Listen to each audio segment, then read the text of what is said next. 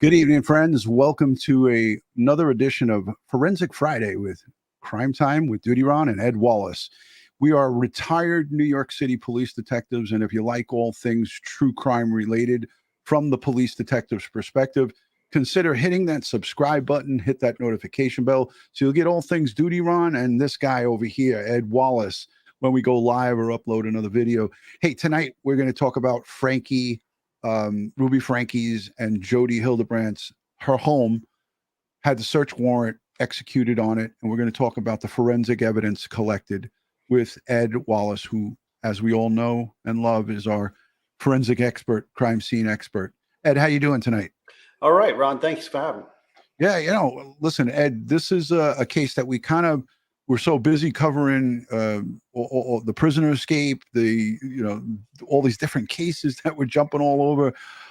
This happened on August 30th. Ruby Franke and her, I don't even know what we want to call her, her marriage counselor, her friend, partner, get arrested on the 30th. Her son breaks out of a home at the Hildebrandt home. She was being held captive, went to a neighbor's, and neighbor called 911, and the rest is history.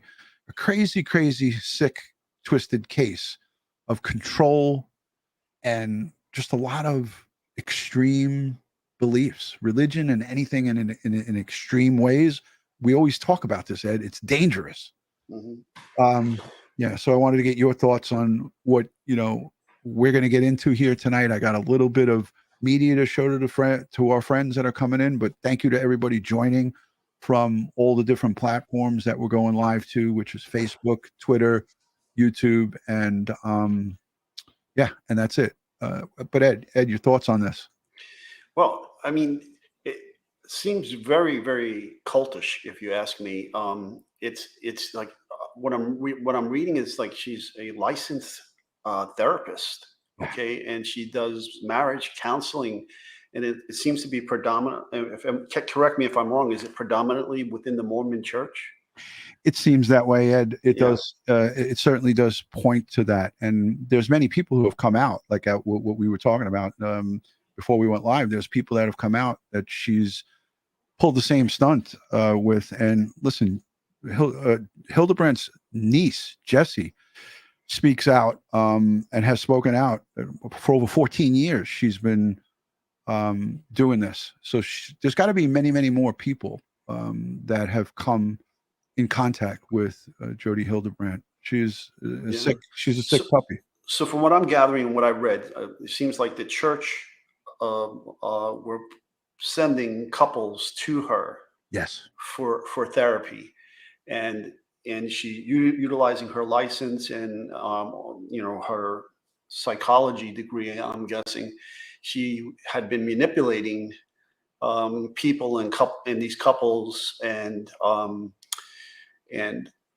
kind of separating people when she thought they should be separated, or making allegations against husbands, making allegations against people who weren't following her program, or whatever the case may be. And then I don't understand the connection with this married woman and her children left her husband and then is living with her at her residence. Yeah, it's crazy. The whole story is crazy. But we're going to get into the search warrant and the forensics, and I'm going to play just a quick video. I wanted my idea of this is to give the audience a little idea of what the responding officers had before them, as per this 911 call that we're going to listen to parts of. It's it's her young son, Russell, who's 12 years old. He's 12 years old, this kid.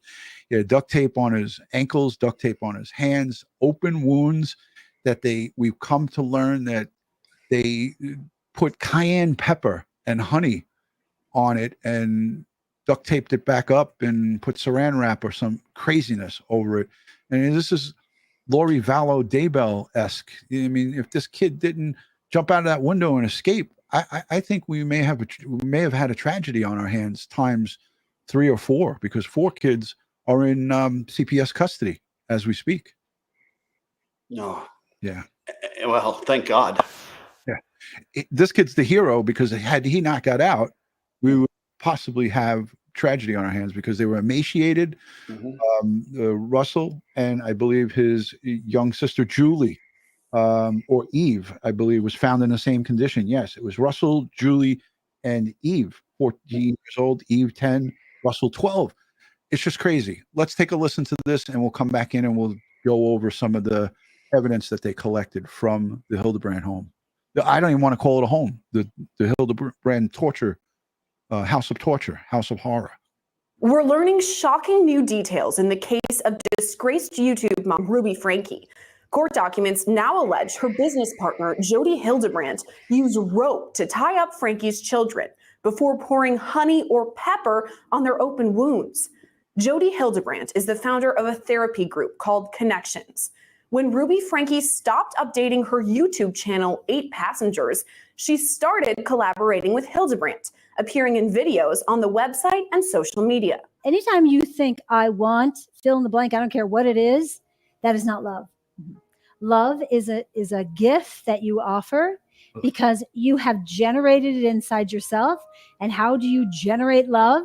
Well, the only way to generate love is you use your agency to choose principles of truth. Hildebrandt and Franke use the platforms to talk about everything from childcare and parenting to mental health and marriage.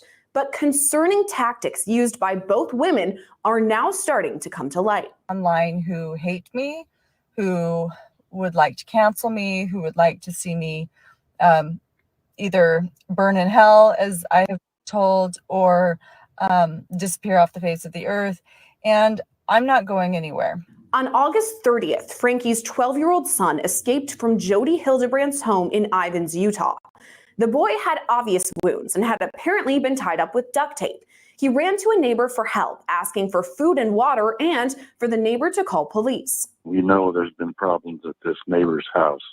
He's emaciated. He's got tape around his legs. He's hungry and he's thirsty. What was horrifying about that 911 call, and I'm not sure if you heard it, Ed, I only heard it. Yeah, I did. Yeah, so I heard it for the first time today. This gentleman that we just heard talking, and this is just a small snippet of it, he was so broken up and so taken back by what was in front of him that he was actually crying. He wasn't sobbing crying, but it was hard for him to speak because he had this little boy in front of him who was emaciated, had open wounds, and his wife was trying to feed him and give him water. Right, right, and it's reported in the radio transmissions that the reporter is crying.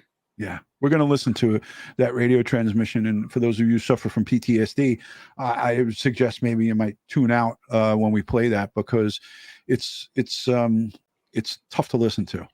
First responders found help, asking for food and water. So there's the home, Ed. I just want to stop because that's a real clear, vivid picture of it, and those are the garage doors, I believe, in the front there. And I did a Google Earth of this, and on Google Earth, it doesn't even show up as a home.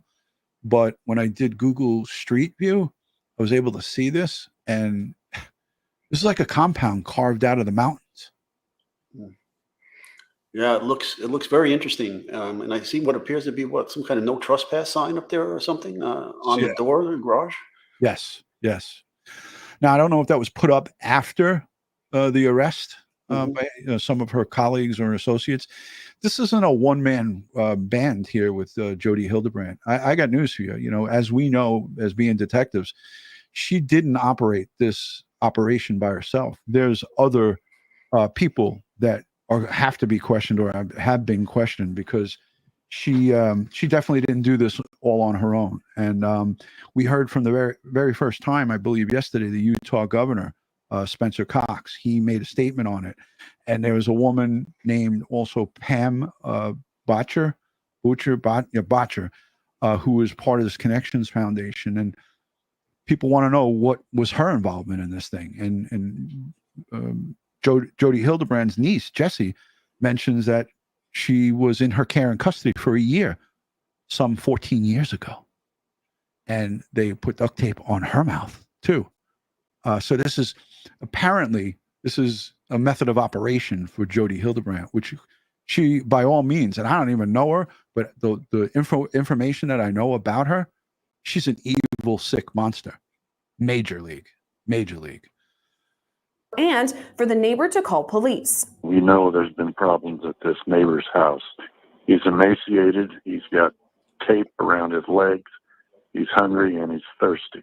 First responders found his younger sister inside Hildebrandt's home with similar injuries. In all, 4 Franke children were taken into custody by the Division of Child and Family Services. Nearly 1 month after that news rocked the nation, we now know what multiple search warrants served on that property reveal. According to a warrant signed on August 30th, the victims told police that Jodi Hildebrandt used rope to tie them to the ground. And when they had wounds from that rope, she used cayenne pepper and honey to treat them. Documents also reveal that a 3rd Franke child was inside the home and was reluctant to talk to police. Officers seized several items from the home, like tape, saran wrap, bandages, a brown and white rope, a bowl of red liquid, and 2 handcuffs. Officers also found the cayenne pepper and honey paste. A second search warrant was signed for any and all cell phones, computers, tablets, laptops, and surveillance or other electronics that might have recorded what was going on in the home. A 3rd search warrant reveals that the 10 and 12-year-old children were officially determined to be malnourished by medical professionals at the hospital. This week, though, we also saw another major development in the case as Hildebrandt voluntarily surrendered her professional therapy license. The Utah Division of Professional Licensing says they have been working with Hildebrandt's lawyer, Douglas Terry, to secure the license since Hildebrandt's arrest back on August 31st.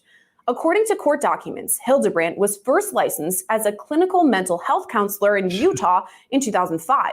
By 2012, she'd started Connections Classroom online, and right now, that website is still live. Hildebrandt, who is a devout Mormon, offered several different programs for individuals and couples. Several former clients and patients of Hildebrandt have now come out against her and her methods. Law and Crime Network spoke with Adam Steed, a Utah man who helped get Hildebrandt's license temporarily suspended in 2012. Steed was recently married with 1 child and another on the way, attending Brigham Young University in Provo, Utah, when his bishop recommended he go to marriage counseling with his wife. He says Hildebrandt discussed personal details about him without his permission with leaders of the Church of Jesus Christ of Latter-day Saints. Steed spoke with Anjanette Levy for Law and Crime Network's Sidebar podcast. Jodi Hildebrandt's more sophisticated than a normal person in a lot of ways. She evolved into what she became. You know, she would put us in a phase 1. There's phase 2 and phase 3 of the particular group she was in at the. Ed, does this stick out to you right here? Phase 1, phase 2, and phase 3. I mean, Sounds like an indoctrination program. Yeah.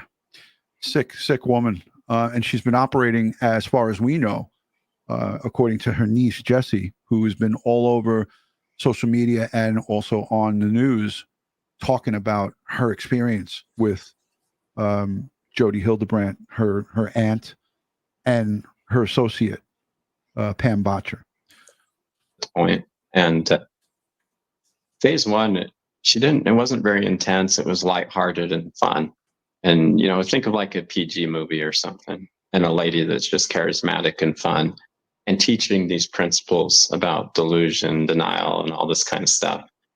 Codependency, using small examples in people's lives where they didn't realize they were in this state, and the whole room laughing about it. That was phase 1. And it was, you know, couples, all happy couples thinking they were with this incredible lady.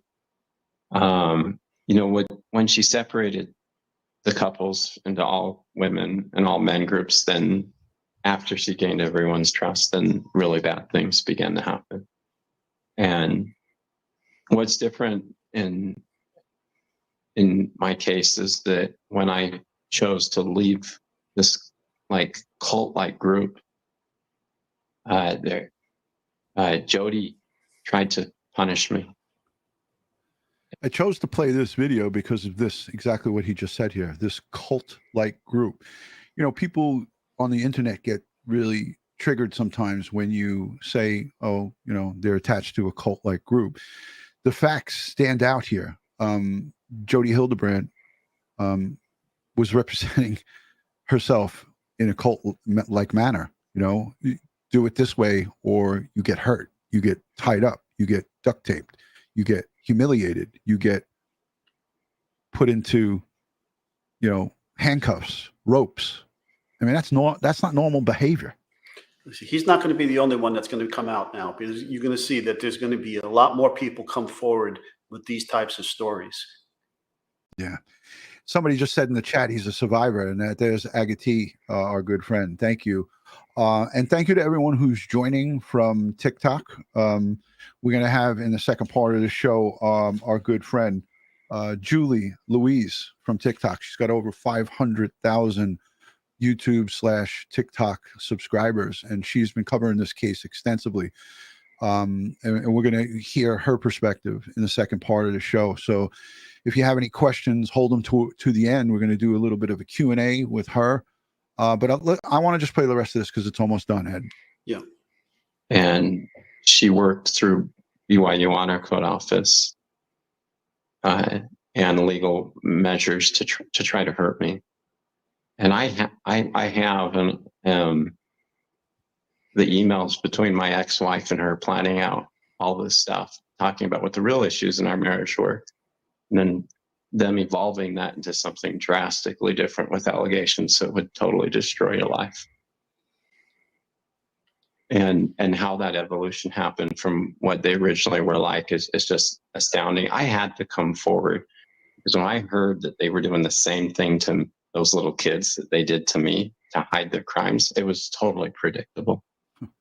And I knew my records would just completely show the world the truth of how dangerous this lady really is. And clients that are close to her that are probably not really good people in the first place, but that she enhances their abilities under her guidance to do incredibly criminal things. Law and Crime Network also sat down with Randy Kester, the attorney for Ruby Franke's estranged husband, Kevin Franke. Kester says that after Ruby Franke initiated a separation between the couple, Kevin Franke received counseling from Hildebrandt. During the separation, Kevin was attending men's groups that were facilitated by Jodi, and during those groups, he was being downgraded and diminished, and told how bad he was, and that he needed to repent, and that the best way to repent was to not infect his family with his problems, and so that's why you need to stay away. He wasn't the only one in those men's groups that was undergoing exactly what he was undergoing at her suggestion and recommendation. Just so I get a better idea of what these men groups. This is an attorney for Ruby Franke's husband, Kevin Franke. And as he's stating here, these aren't the only people that are come into contact with Jodi. He's confirming. Obviously, he's trying to get the husband, his kids back. And I don't know. You know, like for me, I don't know how about how you feel, Ed, but I don't know that it's humanly possible that Kevin Franke, the husband, the father of these kids, had no inkling that this was going on. If you guys would let us know in the chat, put a 1 in the chat if you think Kevin Franke is innocent and had no knowledge of this. Put a 1 in the chat if you feel that he had to have had knowledge, because these are his kids. I mean, they have 6 kids, Ed, age 20, 18, 16, 14, 12, and 10. Mm-hmm. I mean, sometimes in indoctrination and cult thing, the leader there will separate and cut all ties with a member that they're trying to humiliate and disgrace, and take control of. In this case, take control of the wife and right. the other children, the smaller children. Right. So there is a possibility that under her directions, she told the wife to cut all ties to the husband, and don't take phone calls, don't take texts. But again, the investigation will show this or not. You're going to see if there is phone calls. You're going to see if there's text messages or emails between the wife and the husband, and what kind of communications were going on between the two during the time that the wife is now living with our defendant suspect. Yeah. There's a lot to unpack here, and there's a lot that's going to unfold in the coming days and weeks. But again, these two were collared on August 30th. So I'm sure a great deal of this investigation, the wheels of justice are spinning. There's subpoenas for the children's medical records, the two children that were involved in that 911 call that resulted in all of the minor children. That includes Abby, Julie, Russell, and Eve.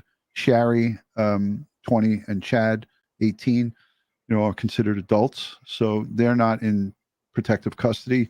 But the concern is that they want, the court wants, the district attorney wants Russell and Eve's medical records to see what the hell was going on with these kids. So let's let the rest of this play, and then we'll come back to Ed with his forensic.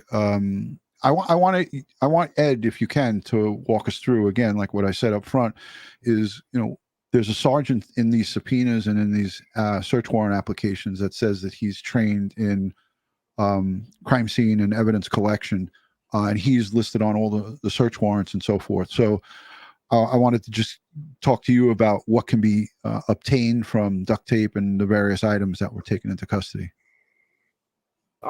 Would that be, I mean, what would that entail? They're going to like a group and kind of talking about things. Who are the people who are kind of like laying down the law, so to speak? Jodi.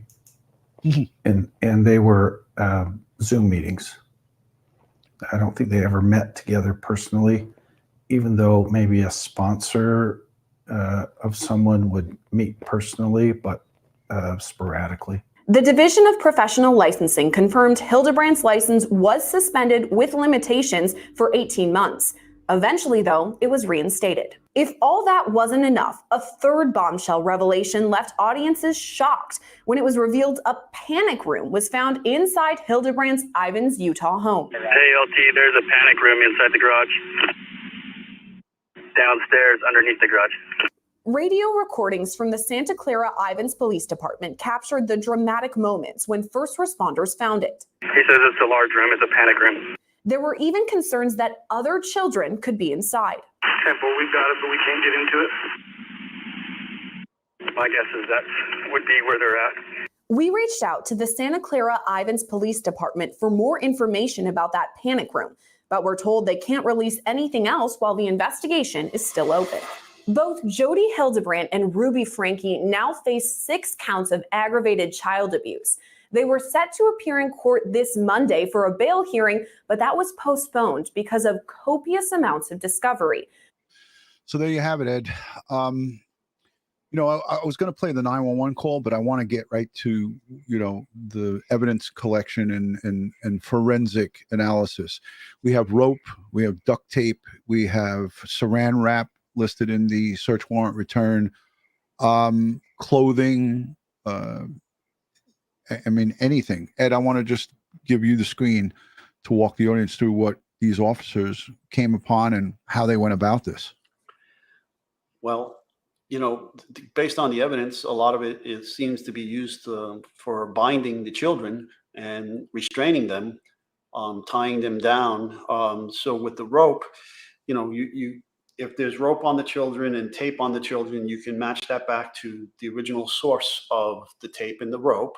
Obviously, they're going to have a lot of explaining to do why these kids were bound and immobilized.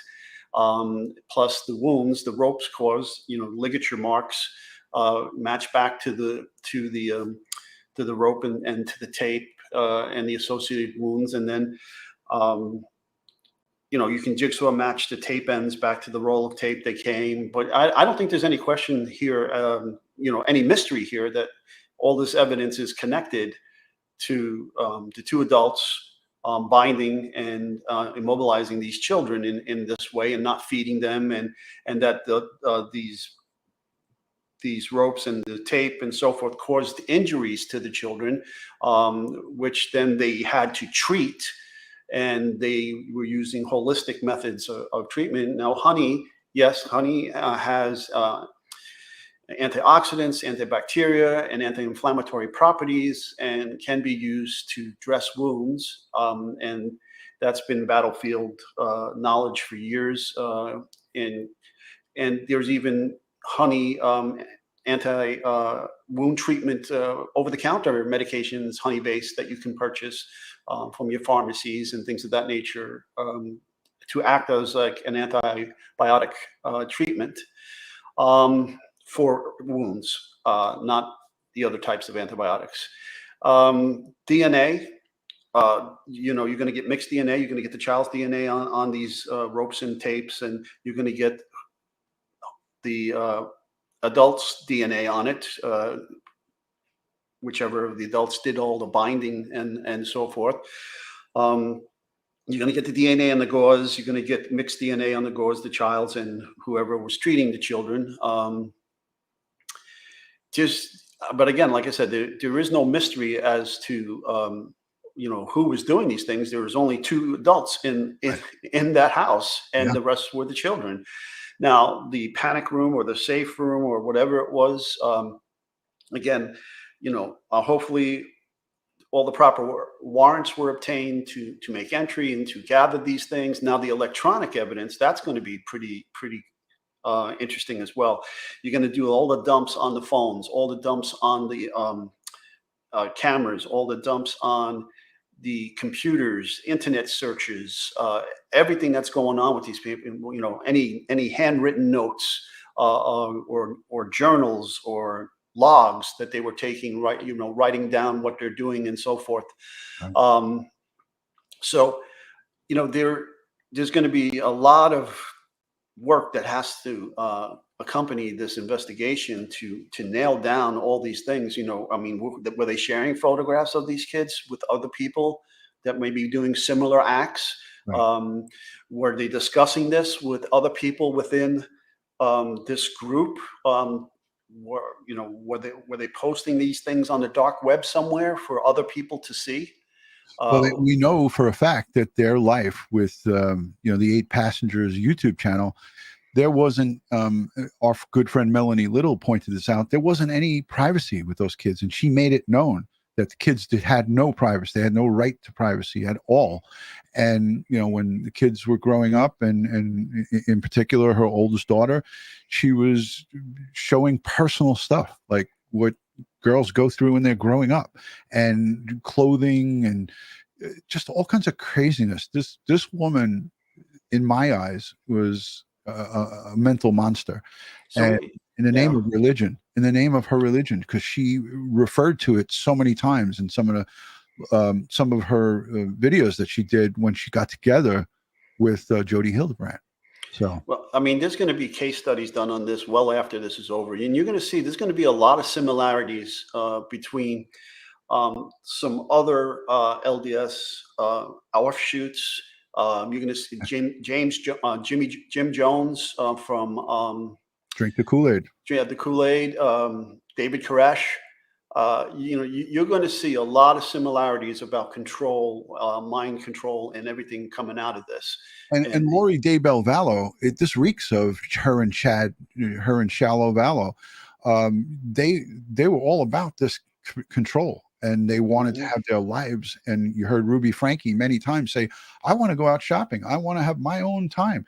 It's alleged that she left these kids home by themselves for 5 days.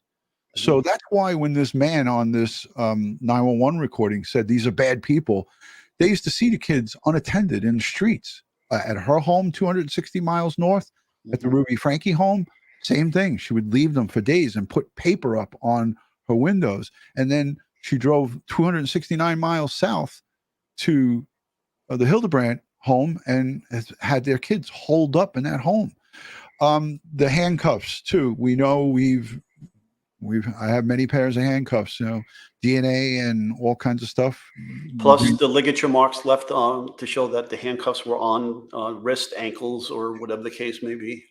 This is a quick minute, 45 seconds. And then I want to go to the audience. And then we have Julie Louise from Canada. We have our Canadian friend. She's going to chime in. I want to show some of her, 1 or 2 of her TikTok quick videos. And they're again, on the TikTok platform, they do everything not in landscape. They do it vertical. So these won't fill up the screen, but I want to play them for you. But let's take a listen to this last report. This is about the evidence and so forth. Tonight on what investigators found inside Jodi Hildebrandt's home. The Utah counselor was arrested along with former 8 passengers YouTube mom Ruby Franke last month, and both women now face several counts of aggravated child abuse. KSL investigator Daniela Rivera joined us live in the newsroom tonight on what search warrants reveal about this investigation. Daniela? Well, that's right. Local police investigators filed these search warrants after a child escaped from Hildebrandt's Ivids home on August 30th and asked a neighbor for help. The warrants allowed investigators to go in and collect potential evidence of child abuse. And now we know some of the items they seized and that the child told responding officers 2 of his siblings were in the home. According to one of these search warrants, the child who escaped Hildebrandt's home told police rope was used to tie him to the ground and cayenne pepper and honey were used to dress the wounds. And according to this search warrant return document, some of the items investigators collected from Hildebrandt's home include tape and saran wrap, a journal, a bowl containing a red liquid with a metal spoon, 2 super absorbent dressings, brown and white rope, 2 handcuffs, and 3 carabiners. Court records say 2 used medical gauze dressings were found in Hildebrandt's bathroom next to a cayenne pepper and honey paste. Investigators also collected 3 iPhones and 5 laptops, but filed another warrant specifically for Hildebrandt's personal iPhone. It's unclear this evening whether that's been turned over to investigators. Mike and Ashley. All right. Well, so tomorrow night, I'm going to have Tiffany Leonard. She's a cell and computer forensic expert, and I'm going to have her break down all those electronic devices. So I don't know what time she's going to be available, but we're going to have her jump on with us. I can only imagine what kind of photos are on these things. Oh, brutal. I mean, I'm telling you, like, the people in the chat are saying, how could extended family not know about it? And you know what? This Ruby Franke family, her sisters, her sister, I believe the grandparents who are on a mission, you know, they go on these missions for extended periods of time. I don't know the exact, so don't crucify me in the comment section, but it seemed like a lot of the Franke family had YouTube channels and had social media, and they were making a gazillion bucks. She admitted herself that she was making millions.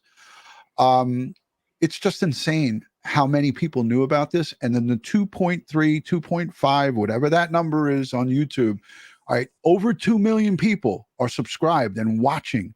And some of the most viewed videos are when she humiliated her children. Let that sink in, folks. As retired NYPD detectives, we've seen the worst of the worst, but this is parenting at its worst. This is very, very demonic and sick.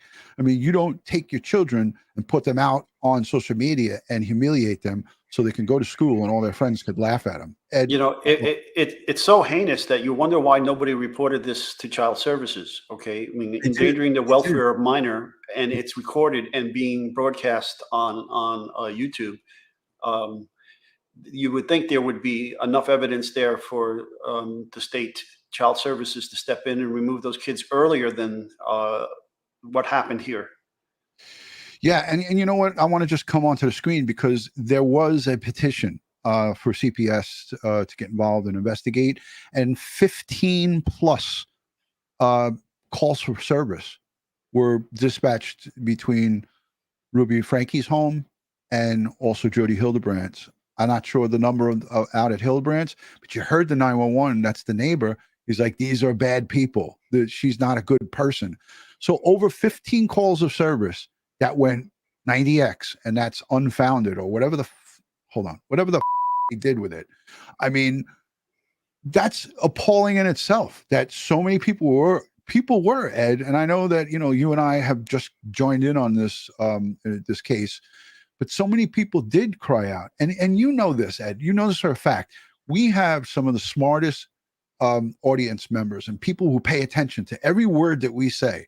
Think about if you and I went on and showed our young juvenile, adolescent kids and teenage kids. We had girls and boys here, and we started showing them.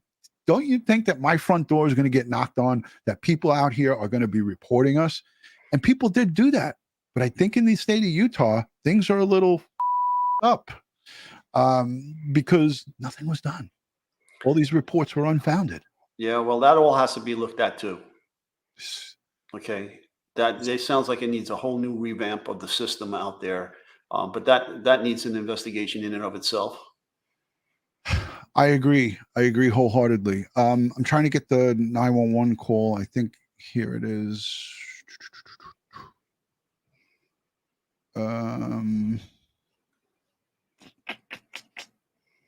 Hold on a second, Ed.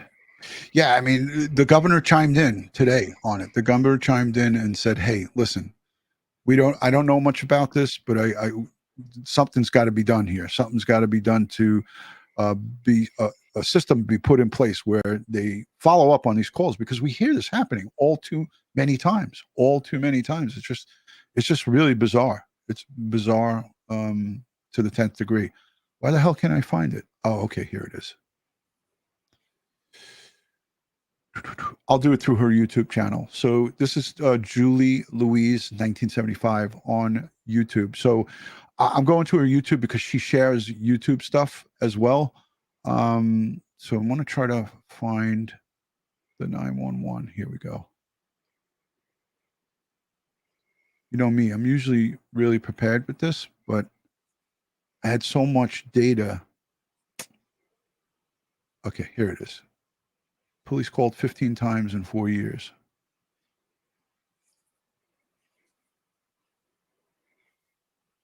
$15 times in 4 years over the children. Yeah.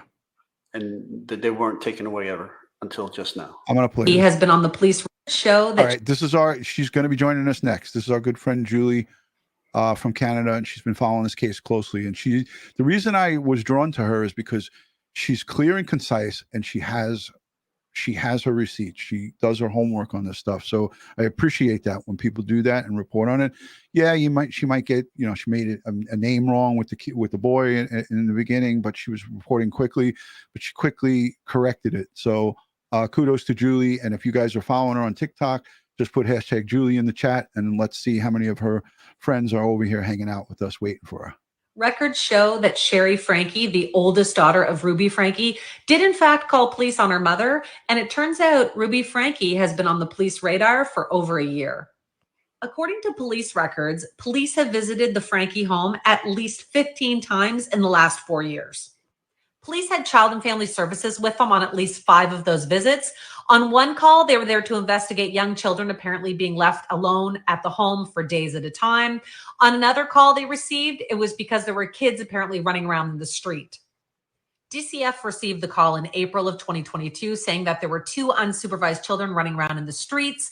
Police apparently did a drive through the neighborhood and didn't see anything. Records show that it was actually Sherry Franke who contacted police in September of 2022. Apparently, she was concerned that her sisters and brothers were being left at home for extended periods of time.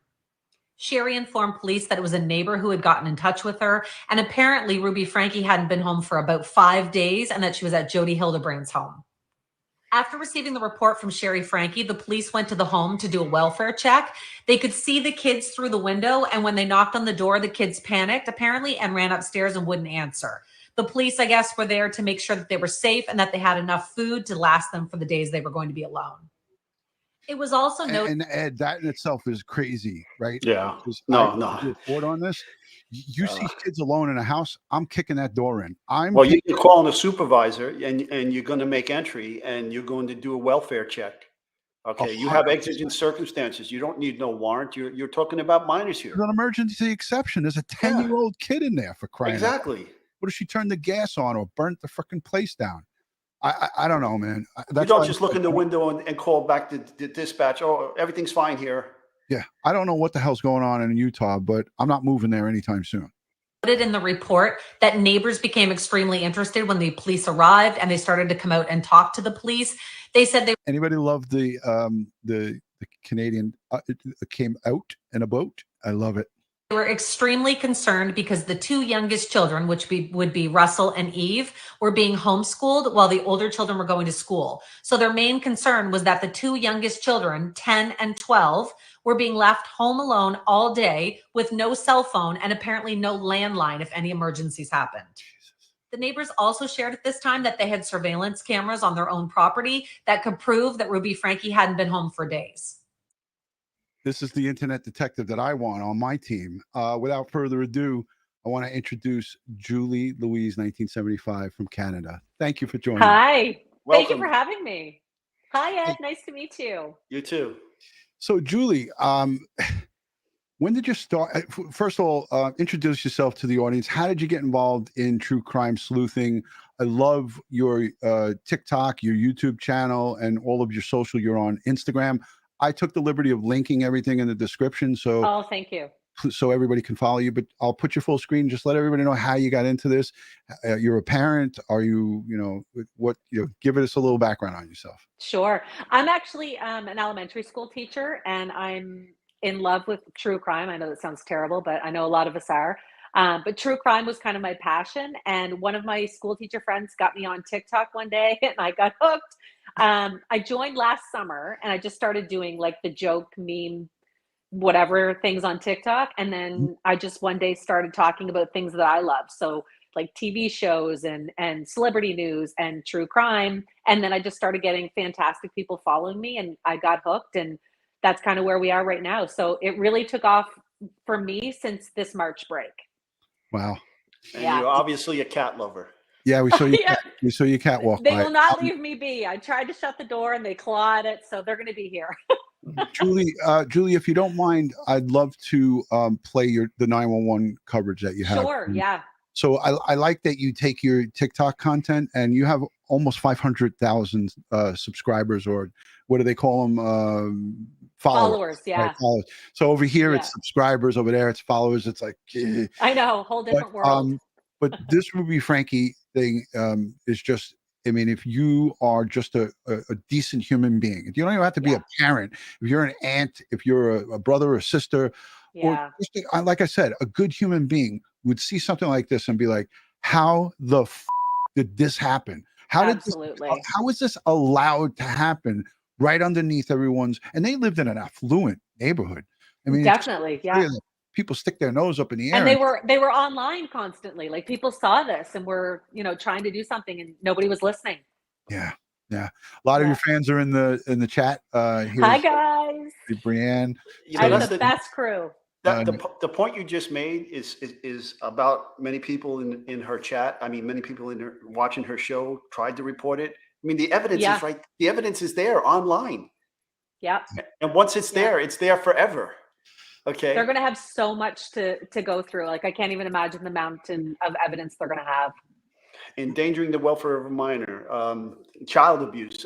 I mean, you can Neglect, go on and on. Assault. What is it? The unlawful imprisonment, torture, whatever else was going on down there. And we haven't even seen those charges listed. They charged him with 6 counts of cruelty or abuse, aggravated child abuse, which is a felony. But Ed, you said it well. I was saying to myself, wait a minute, where the hell is the imprisonment? Where is the there could be a slew of charges. I mean, a DA in New York here would be throwing the book at Ruby Franke and Jodi Hildebrandt. And you know what? I don't care what the popular popular opinion is. The father, Kevin, is not any angel here. This guy should have known some shit was going on with his kids. And if you take my kids away from me and not let me see them without me being divorced and a judge telling me you can't see your kids, I am going to park in front of your house and say, I demand to see my kids. And a judge didn't even tell him that. Ruby Franke told him that. His wife said, Jodi, if you want this to work, Ruby said, if you want this to work, you need to not talk to me and not talk to your children. And he's claiming he did it for 13 months. That's fucked. Like, I can't imagine. We're not dealing with normal people here. True. True. These are extremists that are over the top. And like I said, listen, I'm not. This is not bashing the Mormon faith and the Mormon Church. This is in no way bashing them. I'm saying that anything in extreme, whether you're Catholic, Judaism, Islamic, religion, anything that is extreme, because there's the good in all of these faiths. Right. Yeah. Look, we had Mike King on with us from Profiling Evil, a great human being. He's Mormon. He's a great man. He lives his life right, but under his church guidelines and so forth. I work for Orthodox Jewish people. Monday's a day of atonement for the Jews, and they shut our office down. I respect that. But they're not going to tell me that it's their way or the highway. And if you don't conform with what I'm telling you to do, then you can't exist. That's not cool. And then when you're talking about your children, hold on, I got a button for that. Oh, hell no. That's an oh hell no. It's appropriate. This is Julie. Thank you. This is the 911, and thank you for being here. You're a great. Oh, thank you for having me.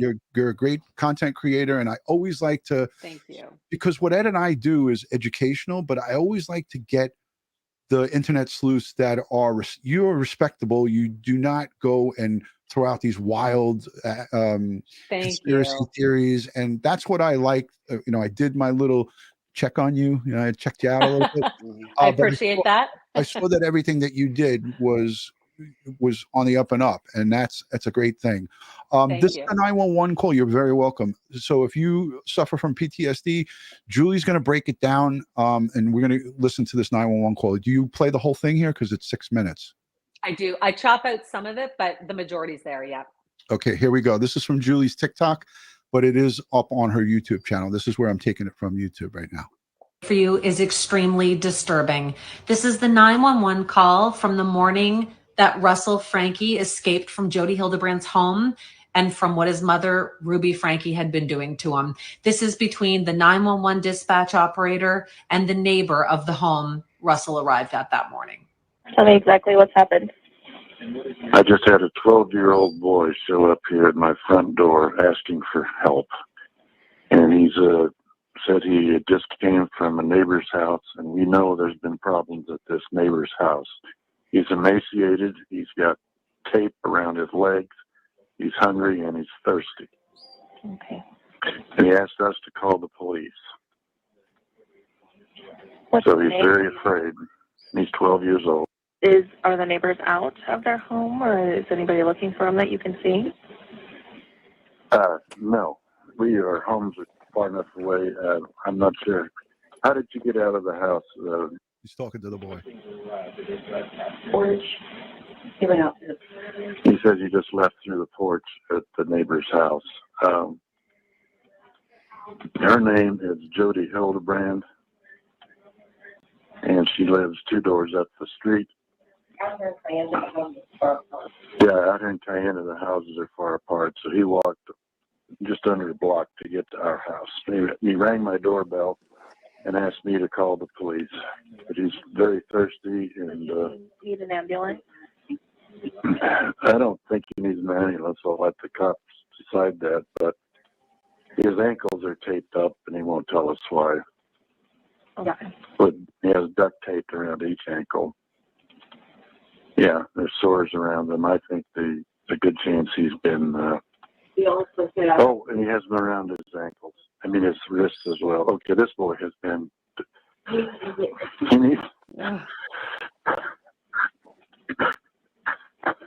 This kid has obviously been.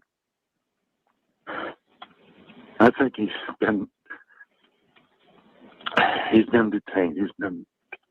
He's obviously covered in wounds. Okay. Let's get the paramedics headed over that way, okay? Oh, that's a good idea, too.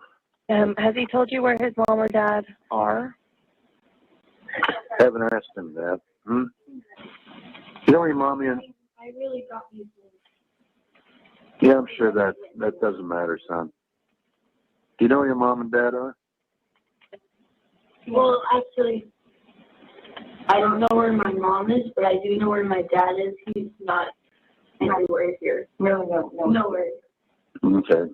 No, he doesn't seem to. He says he knows where his mom is, but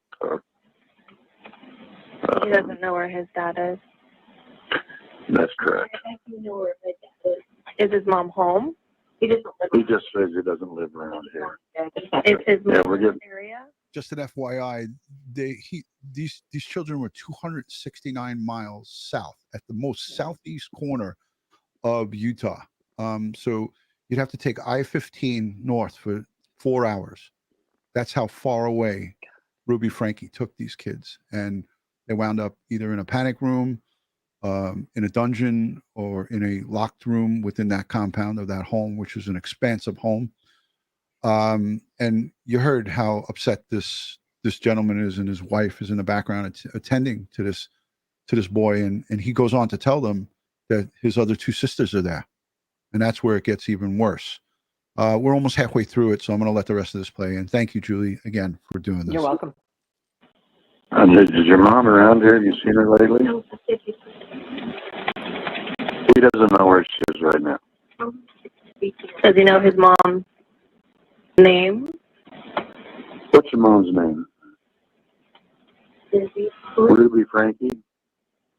Ruby Franke is his mom's name. Okay. How do you spell the last name? F-R-A-N-K-E. F-R-A-N-K-E. Okay. And does she live in the area? No, I'm not sure where she lives. He's trying to help us, but he's. That's okay. We don't want to stress him out too much. The officers will go over all these questions with him anyway. I just want to stay on the phone with you until we get some help. Okay? Yeah. Can you ask him if any other children were in the home he came from? Okay. Was there any other kids up at Jody's house? Anybody else? 10 and 14, and they're still at this house. Are they tied up as well? What's the deal with? Are they being held? Do they have wounds on them as well? Notice he was apprehensive about asking this young boy, 10 years old, if they were tied up. He didn't even want to say it to him. Yeah. That's how sensitive and how empathetic this guy is. And these are wonderful people. They took him in and they attended to him.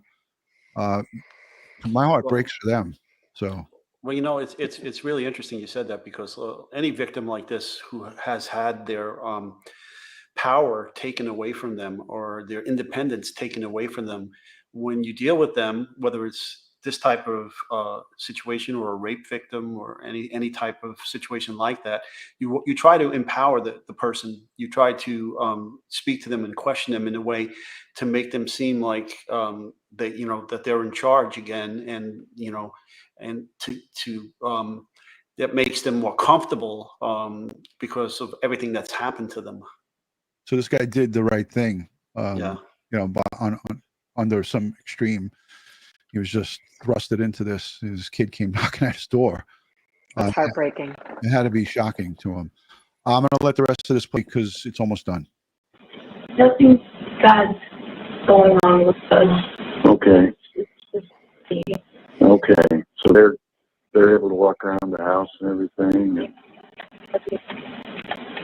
Oh, okay. He says everything's fine with them. He says what's happened to him is his fault. That's what they brainwashed him. Yeah. Yeah. I mean, you could watch hundreds of videos. She deleted her channel, but all of this stuff is people screen record, people download. And in all of the things that I've seen with her is she's shaming them. And I'm going to link the video because it's from a forensic psychologist. And she really goes over this video of the videos that Ruby Franke made about her kids, and she breaks it down. It's incredible. But I want the rest of this to play because they stay on the line with them until paramedics get there, and I just want to play the rest of this out. Coming to you as quick as I can, okay? Okay, yeah. Really well. I just want to make sure. He's fine. I've got him sitting here. My wife, he got him water and giving him something to eat because he's really. He's hungry, and just a young man. He's hearing his stocking feet. So he escaped. You did good. Enjoy that banana, okay? Is Jodi up there right now? Okay. Jodi Hildebrandt is up there right now. Okay. Rush those cops there right away. She obviously doesn't know he's missing. We're in here soon, but we need the cops here as soon as possible. I'm just asking where he is now. Yeah, she's a bad lady. We didn't realize how bad. Does he have anything with him? But no, he's wearing a long sleeve shirt and shorts, and it's way too big for him. Can you tell me what color the shirt and shorts? Okay, the ambulance is here. Okay. I'll go ahead and I'll let you go then. You did. So there you have it. That was tough to put together and even to listen to. I see you getting emotional just listening back to that, Julie. I just wanted to get your thoughts on that call and when you I had such a hard time listening to that when the gentleman gets choked up. You can just imagine what what Russell was going through and how he affected that neighbor. Like it was so hard to listen to when that came out, and then just to imagine what he dealt with. And apparently when the new search warrant affidavit came out, they weren't in the safe room. So apparently Russell says that they were tied to the ground, that the two of them were tied to the ground somewhere. And it does mention the safe room in the search warrant, saying that it was locked. But they located that after they had located the 10-year-old also tied up in the house. So it doesn't list it again in the search warrant, which maybe you two would know, but does that mean that there was nothing found in the room, I'm assuming? I mean, if it's not spelled out and we have the returns on the search warrant and I have the documents, I just don't want to bore people with showing documents. I know. I have it's only in the first one. It's them asking for permission to get in there. And then the second one doesn't mention it. So I'm assuming they got in and there was just nothing to report. Would that be? There could be a chance that there were things in there that they documented and just didn't make public. You know, Yeah. Come out at a trial. They try to keep some things that only the perpetrators and the victims would know, and they just try to keep that. So when they present it in court, it's not out in the public. So, you know, these returns on search warrants with the Apple MacBook Pros and all of the, saran wrap and Scotch tape and miscellaneous sticky notes and all of the absorbent dressing. The bowl really bothers me. Like the handcuffs. Bowls with red liquid in it. Like that's, handcuffs, carabiners. Like it paints a really, really disturbing picture for those poor kids. Yeah, I want to understand how they were restrained. You know, I mean, did she alter the house? I mean, did she have areas to lock, like eye bolts or something bolted into the concrete floor? And like how do you how did this occur? And Eileen is asking, Eileen, I'm sorry, I don't mean to interrupt. Eileen is asking, do they collect evidence where he was found or at the hospital? Now, I think she's referring to the 10-year-old. I was just about to touch on that, Eileen. Thanks for bringing it up. Because I was going to say, I pray that, I try, when I was on the job, I was part of the EMS Academy, the Emergency Medical Service Academy, and I would always train them, about how to cut things off, and what to cut, what not to cut, and how to safely handle some situation like this where they have to cut the tape off to treat the wounds, or they have to cut the rope off, and where to cut, where not to cut, how to touch and preserve that evidence. And I hope these emergency medical service personnel had that kind of training so that they didn't damage the forensic evidence, DNA, hairs and fibers, maybe even saliva, which we're always worried about the jigsaw matches of the end of the tape. So not to cut that, so hopefully they preserve that. Now, if they didn't do that and the child went to the hospital with the tape on them, again, we've also trained hospital personnel, and there's what's called a SANE nurse, sexually assault trained nurse, that has that kind of training too, that could be used in this regards as well, to safely remove that and preserve it. And then we'll go to wherever the evidence is. So if the evidence is at that man's house and EMS took it off, and well, you know, hopefully they're waiting for law enforcement to give them that, and then we'll take it from there. Or if we have to show up at the emergency room at the hospital, we'll go get it there. Right. And what type of evidence do they get off of, like, say, duct tape, for example? Fingerprints, DNA, hairs and fibers, all of that's there. The jigsaw match back. If there was a tool used to cut the tape, then they can match that back to the tool that was used to cut the tape. All of that's possible from the tape. And at any time, go ahead. Oh, Go sorry. ahead. I was just going to say that clarified a couple questions I had, Ed, because in the affidavit for the search warrant, it specifically says that the officers didn't remove the tape, that they waited for medical personnel, and I was wondering why.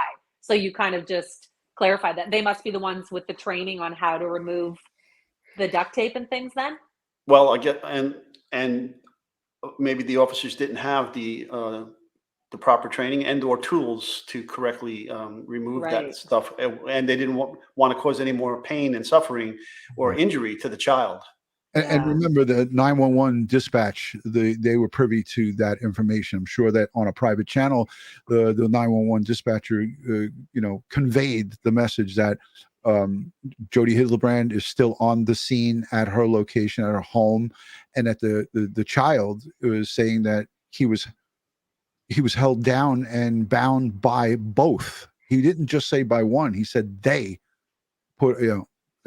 bound me and tied us down. Yeah. So officers responding had that information, Julie, and chat and everyone that's watching the replay.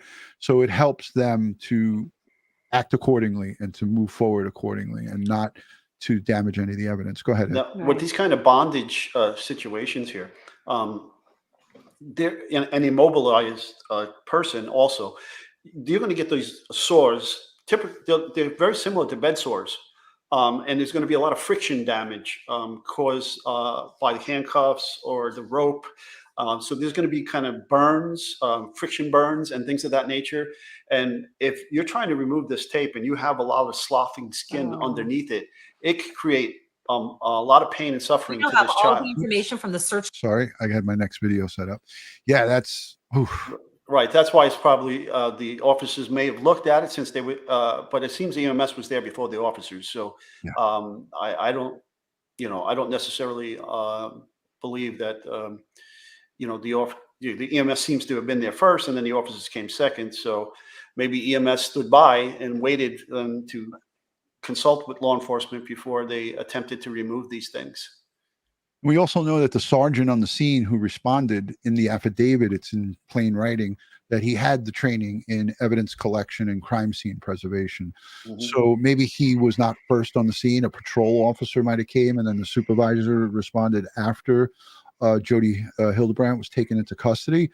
But whatever the case may be, this is a really, really sensitive situation. You got a 10-year-old child who has gaping wounds or open wounds on his hands, his legs, his ankles, and so forth, emaciated, right? And then you have now his sister who was there.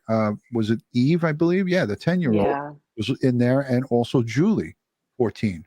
So they're in, as my notes say, in a similar condition, emaciated, probably bound, gagged.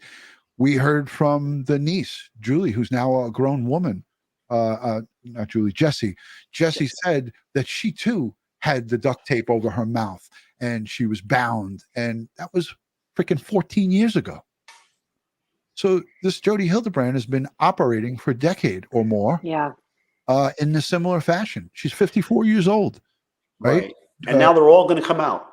Now that this is out, the dam is going to break, and all these previous incidents associated with her are going to come pouring out, because the floodgates have been opened. Okay. Now it's the time. See, once you have the first victims that come out, the others were so frightened and scared to come out and say anything because of the history of her attacking the people that moved away from her quote unquote treatment and trying to cancel them. And now that this has happened and it's getting this publicity, they're all going to come out now and tell their stories, because now they feel there's safety in numbers, that she's in custody and they can't hurt them anymore. But let's not forget, I don't believe that Ruby Franke and Jodi Hildebrandt are the only two. There is many more that were involved in this, whatever you want to call it, right? Mm-hmm. We know from Jessie that she said that there was this woman, Pam, right? Maybe we won't see a huge flurry of people. We heard from that gentleman that talked about his wife and him being separated and then ultimately being divorced. He looked like a broken man, even in that interview.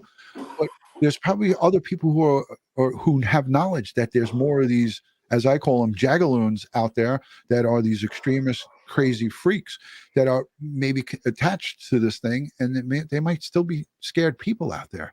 It seems like she may have taught these techniques to this group, and they went out and are doing practicing what they were taught. Yeah. Hildebrandt's not a one woman wrecking crew. She's an evil monster. Let's go to our supporters who has sent in super chats, and also everybody who's become a member. Wanderlust, thank you for becoming a YouTube member. Barbara George says, love Forensic Friday with DutyRon and Ed Wallace. She's a member for 7 months. Jakey5, appreciate the super chat. He says he or she, no, it's he. Jakey says, appreciate both DutyRon and Ed. That was probably before you came, Julie. I'm sure she or he appreciates you as well. Crime and Wine sends in some super chats, and she says, DutyRon and Ed, do you believe the husband when he said he knew nothing? Hold on, I got a button for that. Oh, hell no. I know you like that one, Julie. I do. That's my favorite. New Hampshire Woman, thank you for becoming a YouTube member. I appreciate you. Aunt BB2, always here and always present. 12 months. She's a member for a year.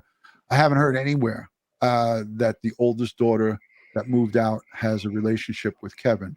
This speaks volumes to me. I haven't heard anywhere that she's got no relationship with her father, and that's what she's referring. She actually reached out to Kevin when she found out he left, according to Kevin's sister-in-law, and he wouldn't return her phone calls. Unbelievable. Yeah. I want to finish off these super chats because I appreciate everyone who's given these things. Julie, Misty W, she sends in some super chats and says, I must go tend to my burned eyeball and face. Oh, that's not good. I hope you're okay. I made it as long as possible. I hope that was just theatrical.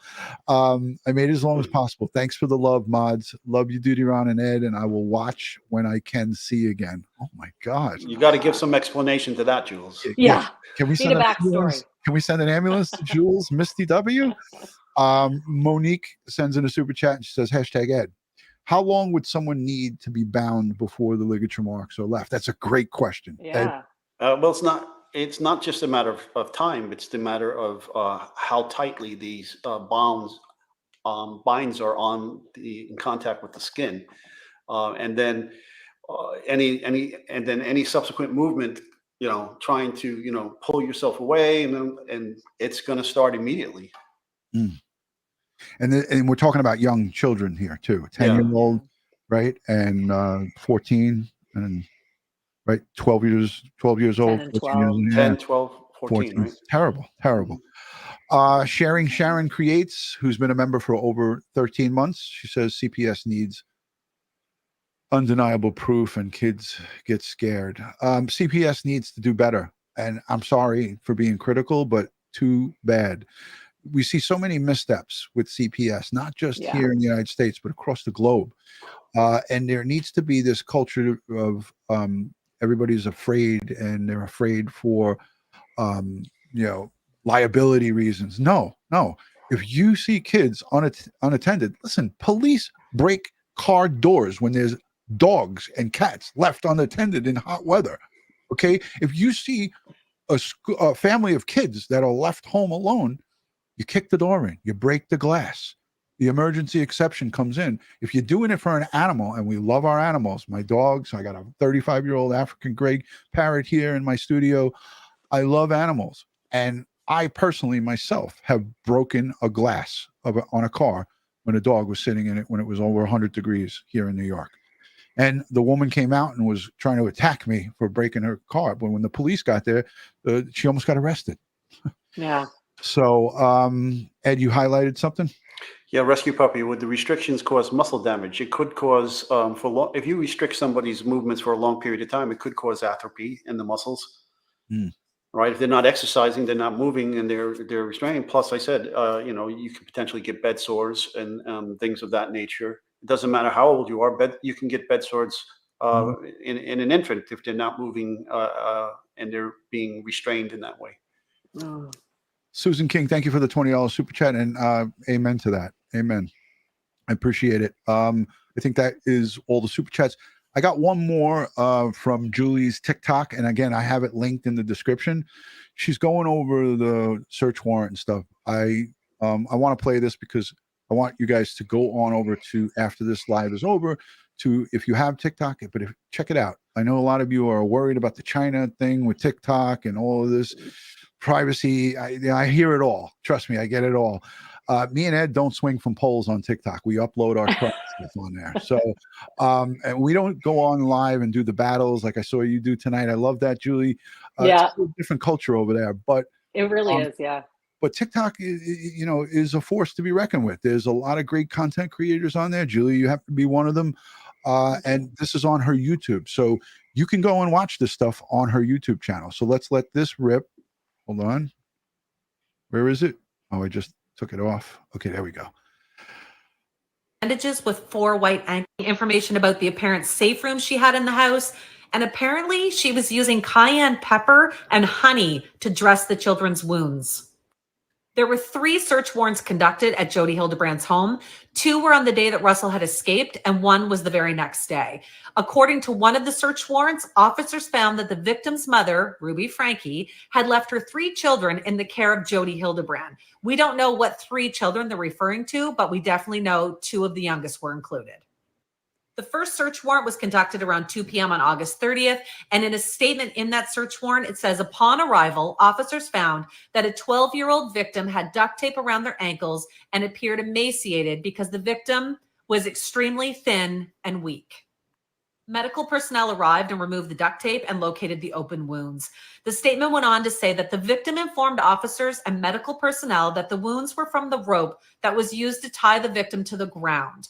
The victim informed officers that Jodi put the ropes on their ankles and wrists and that they used cayenne pepper and honey to dress the wounds. Officers conducted a full sweep of Jodi's home at this point and located another child. And of course, she was reluctant to speak to officers at that time. They also identified a possible safe room in the basement that was locked. So this is why everyone has talked about the safe room. None of the children were in the safe room. It was locked and it was unknown at the time if anyone was actually inside. At this point, the officers submitted the second search warrant. In this affidavit, they were asking for any and all items that were related to the child abuse. They were also asking for permission to enter and search the safe room to make sure no one else was in there. Officers ended up seizing tape, saran wrap, along with papers, notes, a journal, 2 bowls containing a red liquid with a metal spoon, 2 super absorbent dressings, 2 bandages with 4 white ankle socks, 3 sets of a brown and white rope, 2 handcuffs, and 3 carabiners. There was no further mention of the safe room in this. The second search warrant was signed around 5:30 on August 30th, and this one was going after all items that could be used for text messaging or communicating. So in this one, they wanted any and all cell phones, audio recordings, computers, tablets, laptops, surveillance footage, doorbell cameras, and basically anything that had to deal with their communication.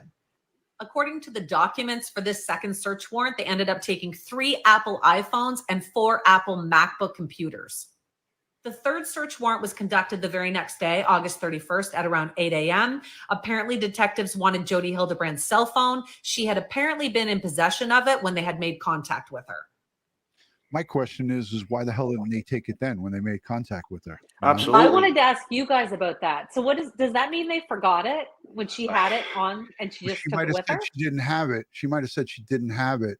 And then they, maybe with some of the other devices that they collected or they, through some type of counter surveillance or technology, knew she was using it and then said, ooh, shit, we got to go back and get it.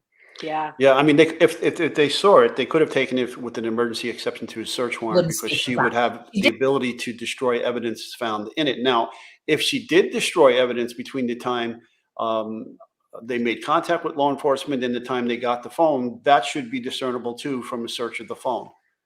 Mhm. And just because you delete something doesn't mean it's deleted, right? Yeah. If you don't have the proper software and training to wipe something clean, many forensic experts can get into that electronics and put it back together again. And tomorrow night we're going to have Tiffany Leonard, a cell phone and computer crimes forensic expert. She's going to talk about cell phones and all of this electronic data. And I have questions for her, like, what if they had somebody on the outside when they got collared and locked up and said, hey, start deleting stuff, you know? So if that was the case, right. And how much of this stuff is backed up on cloud? I can't believe they haven't taken down like the website, the podcast, the Instagram accounts, like they're all still up. Like that. Why would they leave that up? I almost, I have it saved, but I don't want to show it to give them any draw. I mean, tons of people going over to these sites, and even her, this website connects the group connections or whatever. Whatever the hell it's called. Connections. Yeah. Is she in or is she out? They're both of them are in no bail, so they're not going to get out anytime soon. But again, there's going to be more people that are going to be looked at. We work from the inside out. So all of the people that are closest to Ruby Franke and to Jodi Hildebrandt, their extended family, their friends, their associates, they are all, since the 30th being investigated and they're being looked at heavily. So if any of them had any type of hand in this thing, there could be many more arrests or charges coming down added to both Ruby Franke and Jodi Hildebrandt. But we could see other people arrested, including her husband. So you never know what's going to happen. This is going to be an ongoing and active investigation. There's probably a ton of data to look through. Look, they just postponed the court date because they need to look at more. The defense needs to look at what the prosecution's got. And I think it was almost like karma with Jodi Hildebrandt putting in the motion to expedite the trial, and she gets it, and then prosecution's like, nope, we have too much information, and now it's way past the date it was supposed to be. I'm like, perfect. Hey, do you have anything else that is on your TikTok or your YouTube that you'd want me to show, or I showed a couple of things. Anything? Yeah, I think those are the major ones. I think was the especially the search warrant information that had just come out, right. And the 911 call. I think those were the two big ones. All right. Your Canadian really comes out when you say out. Oh, does it? Yeah. What part of Canada are you from? I'm in New Brunswick. I'm in the Atlantic provinces. Okay. Yeah, East Coast. That's right. Okay. Yeah, we got to watch out for all these storms heading your way. Yeah, we just had Hurricane Lee. Was it last weekend? I guess. Yeah. When it comes to us, though, it's just rain and bad winds, pretty much. Mm-hmm. The only thing you haven't done is said "a" at the end of your sentence. Yeah, or sorry a whole bunch of times. Eh? And listen, I was in Vancouver in Chinatown, and I'm listening to these Cantonese conversations from these new immigrants from Hong Kong, and they were finishing their Chinese sentences with "a." And I was like, what? Even they were corrupted. We rub off on everyone. Let's go to the chat. # Julie, # Ed, # DutyRon. Questions pertaining to the search warrant, to Ruby Franke and Jodi Hildebrandt. Again, put the hashtags in there. Super chats, we see them live as well, but we see all of it. I'm going to show full screen her TikTok. She's got 471,000. Let's get her over to 500,000 followers on TikTok. If you guys have TikTok accounts and you're not following Julie Louise, also go over to Crime Time with DutyRon and Ed Wallace. I did get a bunch of new subscribers from when I was on with you earlier, watching you do your battles. So thank you to everybody who has subscribed from Julie's community. I'm looking to the chat to see if there's any questions. Shorty says, I'm in New Brunswick. Hey. Hi, Shorty. Hey. We're neighbors. Mm-hmm. There you go. Maybe you can come about and meet and about. Hello from Ottawa, Ontario. Ottawa, Ontario. I was there this summer. Yes. Little Bear says, "Hi, Jude. Number one." Oh, I spelt it wrong. Hi, Julie. Yeah, hi, Julie. Number one. Yeah. Love it. Beverly, thank you for the super chat. She sends in a super sticker. Appreciate the support. No bail, yay. Charged with 6 counts of, I have it written down. Yeah. 6 counts of aggravated child abuse, which are all felonies.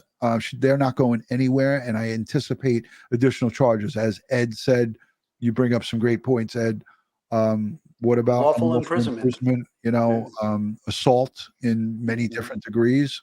And you know, there's the malnutrition. There's got to be some type of additional charges. They should throw the goddamn book at them. So I think if I'm not mistaken, I think one was torture, one was malnutrition, and I think the third one, I can't remember what it was. If it was, I think it was emotional abuse, I believe, or something along those lines. Something with abuse. Okay. Psychological torture. Yeah, I can't remember. I have them written down upstairs. Each of them had a possible 15 years and $10,000 fine for each count, and they got 3 for each child. So perfect. Sherry Nevada Pup says #DutyRon, #Ed, #Julie Louise, 1975. No questions. Just want to send you love. Thank you. Love that. Appreciate that. Thank you. Is Utah a death penalty state? Ed? Oh. Don't know. I'll have to look that one up for you, but I believe so. I don't know that this would qualify for that, though. No, it definitely wouldn't. But it is a death penalty state. Lori Vallow was charged in Utah, wasn't she? Chad Daybell, he's going to be Because charged. she was up for the death penalty originally, and then they changed it, so it would be a death penalty state then. Yeah, that's why I knew from covering that case. So Chad's on the chopping block. Let's see. We got some more. Let me take that one off. Julie, you got time? I hate to hold you here. No, I do. Yeah. Oh, I'm enjoying this. Outstanding. We love having you, and hopefully Thank you. You'll come back. I'd love to. All right. Here's Deborah. This is a good question. Why not Kevin being held accountable? He did not get the kids. There's a little bit more to it. You need to have probable cause that he did, in fact, commit a crime knowingly and willingly. And until they have that, they're not going to be able to arrest him. It's not just what you see on the surface. They need, evidence, strong evidence to prove that he, in fact, did commit a crime. And if that, look, not going after your kids is one thing, but knowing that they were being tortured and not is a whole nother thing. But proving that is not as easy as us pointing the fingers and saying he's a scumbag and he should be locked up. And I know none of us do. There's not many friends. There's not many people in his corner, but there are some. So here we go from Hey Jude. Number one, DutyRon, are these aggravated child abuse charges? Yeah, it says 6 counts of aggravated child abuse. Yeah. The answer is yes. Idaho is not a firing squad. Idaho, not Utah, firing squad. Yes, Idaho they instituted for the Kohlberger case because they don't have manufacturers who could come up with the concoction, so they added the firing squad. So yes, was there 4 children abused? Were the 4 children abused? I'd say neglected. Two were abused for sure, the 2 youngest, but they were all neglected and poorly treated, but apparently not tied up. So Amber asks a good question, and I don't think I have the answer to that. Where was Ruby picked up? So everyone's wondering that. Yeah. So I don't know. I haven't seen that in any writings. But I would imagine her arrest report, which is going to be public record eventually, unless it's sealed, will show place of arrest. So that's not something that will be secret. But right now, I don't think it's out in the public. So everybody on my page is asking about mugshots. Do either of you know, when do mugshots come out in Utah? Like, should they have had their mugshots already and they're just not released, or does that come if you're after court? They definitely had them already. They were arrested August 30th. So mugshots were taken. They might have been there may be some type of statute in Utah that they're not putting that out, and it's got to be for a Okay. reason. They're not just doing it to protect them. So, Yeah. Okay. what do you got, Ed? Yeah, well, legal-minded friends Karen Cole, our good friend, says, Ed, can they be able to evidence old wounds to prove previous abuse? Yes, and they'll need the doctor from the hospital, or they could get a pathologist involved. But yes, they could look at that. Again, they could take x-rays of the children as well to see if there's any broken bones that were not treated at the hospital and or reported to medical people and healed on their own. There's a lot of ways they can, say, hey, these wounds are old, or, this has been done before, and, here's the scars, here's the healing, so forth and so on. Yes. All right, let's make a correction quick because everyone's going nuts. Lori Vallow was not Idaho, was Idaho, not Utah. Okay, it's a live stream. Don't shoot the messenger. Thank you, thank you, Iffy Angel. We got Thanks, guys. all the Google warriors out there. So, okay, but I believe Utah does have the death penalty. So I'll look into it and I'll let you guys know. Ask your audience. I bet you they'll know. Somebody can find out. All you got to do is Google it. So, yeah. Hashtag DutyRon, Thunder Whores. DutyRon, can they not charge them with false imprisonment? Can they not? I mean, I think they can, so. Yeah. Here's Amy, Google Warriors. Ha ha ha. That was just that's one of my things. Yes. Thank you to everybody for correcting. Listen, we're not perfect. We don't claim to be perfect people here. We do make mistakes. Ed is perfect, but sometimes he makes mistakes. No, not even close. It's not even close. All right. So I think all our questions are washing up. Tammy says, I love Google. There you go, Tammy.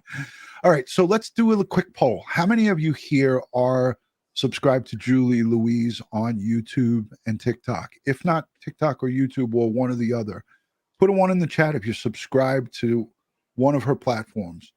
Put a 2 in the chat if you're subscribed here and you follow us on all of our socials, which is Instagram, Facebook, Twitter, and TikTok. No, we don't swing from polls on TikTok. We do true crime uploads, and they're little snippets of this. Ed is against it. He doesn't like it, but we are on there. Sorry. I didn't, I have this thing. What can I tell you? Communist China is not a fan. Okay. All right. Let's keep the political parts out of this thing. But I agree. Utah has the death penalty, says JoJo, and I trust JoJo because she is a channel member. She's part of the Thanks, community. JoJo. JoJo's the best. All right, so a lot of people are subscribed to you. The chat is going crazy right now. Yay. I see a lot of number Love ones. you guys. Julie, where can everybody find you on your social? So here on YouTube, I'm Julie Louise 1975, as well as Facebook and TikTok. So Julie Louise and then 1975. Instagram, Julie Louise 1975 was taken, so I had to go for Julie Louise 75. That's the only one that's different. My first car, 1975 Chevy Bel Air.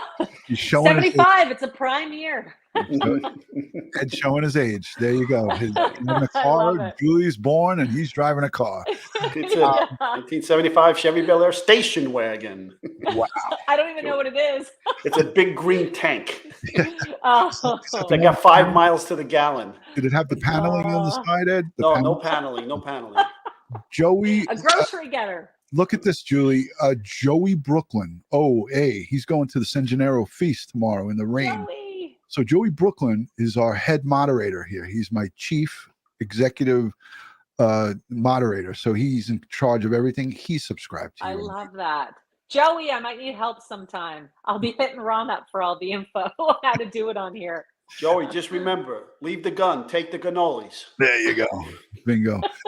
All right. So somebody in the chat said that in the state of Utah, the mugshots do not get posted until conviction. Really? Someone told me that on one of my posts, but I hadn't looked into it. That's interesting. I would have to think at arraignment they should be posted. Some like here, our mugshots are like public information as soon as the person gets arrested. I remember when like Trump. Yeah, exactly. His was up like instantly. Yeah, they it's all like were. Boom, instantaneously. Yeah. I remember when that famous Irish fighter, MMA fighter. What was Conor McGregor? Colin McGregor. Conor McGregor. He got collared in New York City for smashing out a bus window and fighting with somebody at the Garden, at Madison Square Garden. And his collar was live scanned and put out like within an hour. You know, so different states, different policies, and you know, everybody wants to see the pictures, right? Isn't Everybody that wants it. part of humanity? We all want to. Ed, are you checking the hang sang again? I'm checking the mugshots.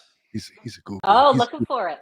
Ed's a Google warrior. I love him though, because he needs to, when he gets caught up on something, he needs to find it out. All right, so let's show your YouTube real quick. Here's Julie's, so this way everybody recognizes it. So this is Julie's YouTube. She's got 3,000. Oh, you didn't have 3,000 subscribers. No, I didn't. Yay. You're in the twos. So yeah, there's the little push. Everybody go over and subscribe. I am, as you can see, subscribed already. But when you subscribe, it goes like this, personalized. You don't want personalized. You want all notifications. So when you have someone subscribe to you on YouTube, Julie, from TikTok, when you direct your almost 500,000 followers, make sure that they subscribe, but then change it from personalized, because it could be none. You don't want that. Okay. To all notifications. So when you go live or upload or even make a community post, they'll see it. Okay. So if they subscribe and don't go to this bell and take it off personalized just gives minor notifications. Okay, good to know. I got to help you with this. You need to put Please do. You need a banner back here.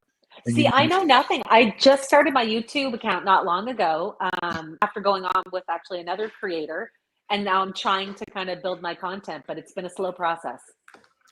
Well, we're going to help you out. All right, okay, good. Thanks, Ron. Yeah. So there's a I'll couple. take all the help I can get. Yeah, you want to have a clickable link to your TikTok. I see you've got a link to the TikTok, but it's not clickable. You can't.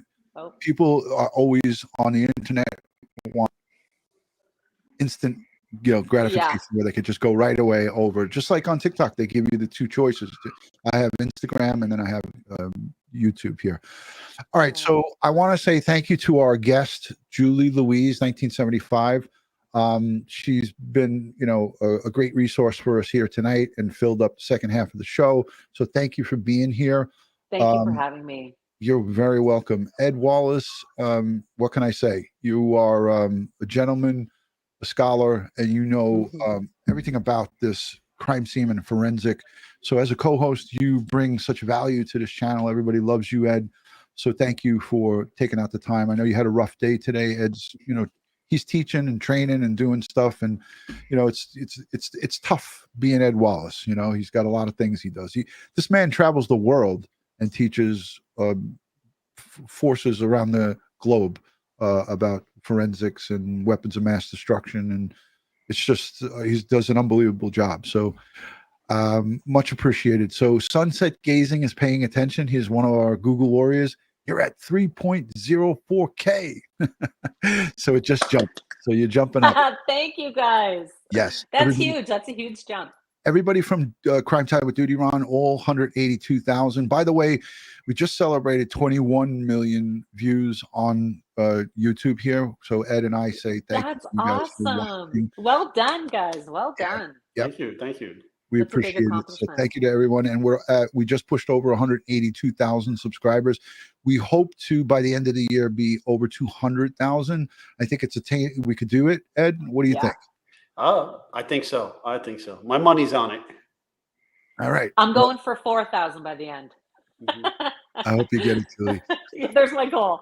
All right. On behalf of Crime Time with DutyRon and Ed Wallace, Julie, hang out just for a second because we want to talk to you. So I'm going to play the outro, which is going to be our dogs, Ed's dog, my dog. It's part of the security team, and my 36-year-old African Gray. So that's the cop team, Kara, Oscar, and Popeye. Those are our. I love it. So listen to this, everybody. Thank you for the super chats, the replays, the new subscribers, the moderators. You guys are what makes this a great place. Thank you for keeping it classy. And listen, I want to send prayers, strength, and positive vibes to these victims, these little young children, the families who are good that are affected, the neighbor who took this boy in. he's got his cage has got to be rattled. So I want to send strength, prayers, and positive vibes to all of our law enforcement community, the EMS, the 911 dispatchers, the prosecution team, and everybody that's going to be responsible for putting these evil, sick monsters behind bars. Hopefully they never get out and ever have another chance to hurt another innocent child again, and anybody who else is responsible. So good night from New York and Canada. We'll see you soon. Oh, Canada. That's it. See you guys soon. Peace. Hang out, Julie.